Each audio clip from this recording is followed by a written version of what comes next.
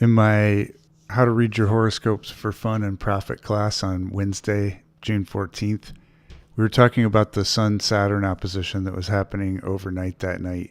I was giving an example in my natal chart of, how that could show up and what that could look like. And then I had a really interesting thing happen the next morning.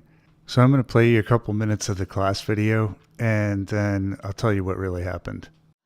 It's going to really light up my desire to be hanging out with my friends and be think about what be moving towards my goals and what are my dreams for the future. But Saturn's over here like dragging me down, and then all of that pointing to Pluto. Well, if I didn't know anything about astrology, I'd be like, oh my God, I might as well just kill myself. That Saturn Pluto, it sounds horrible, right?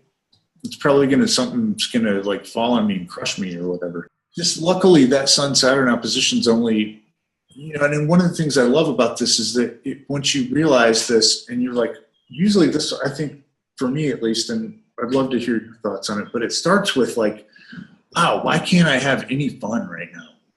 Nothing is fun. I haven't laughed in a week.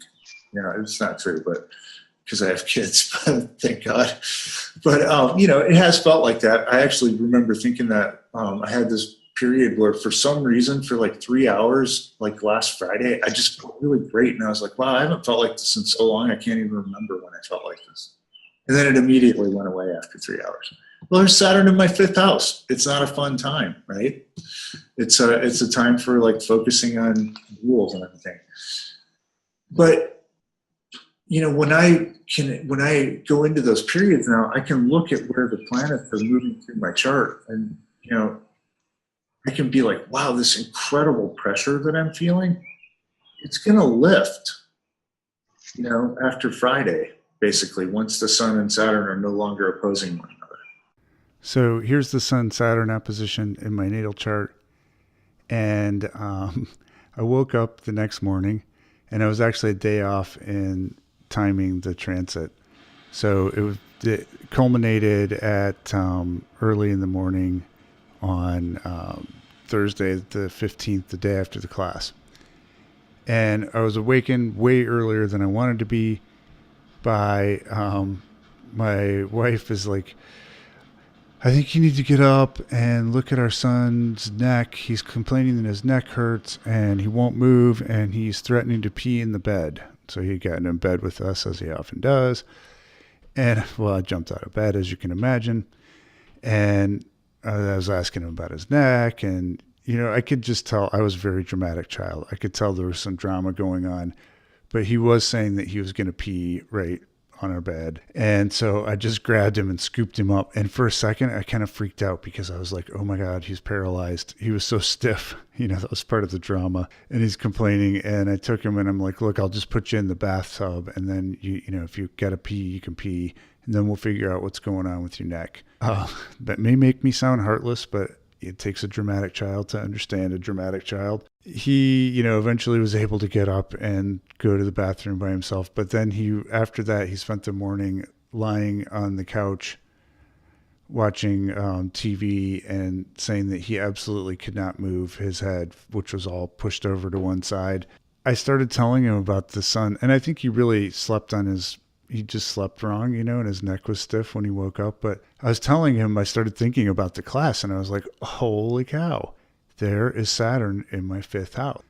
Saturn challenge, restriction, limitation, fifth house child. And it's funny because in the video, I wasn't thinking, I know I mentioned children a couple of times, but I remember as I was saying that thinking, well, that's not the case because, my kids are like one of the best things I got going for me right now.